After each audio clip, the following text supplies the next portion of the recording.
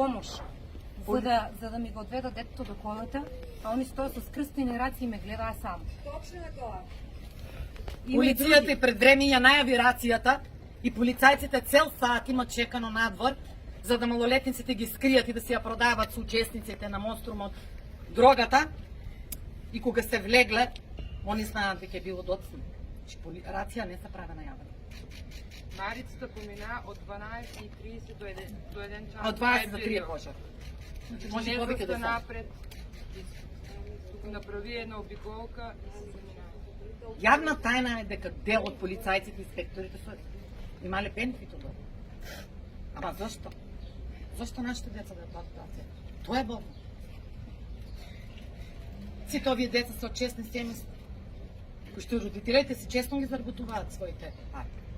Одат на работа и децата која е почесно и посебно на свој начин. Зошто баш ние? Ние не сме соучесници. Ние не сакаме мито. Ние не сакаме корупција. Зошто баш ние? Тоа е најболното во.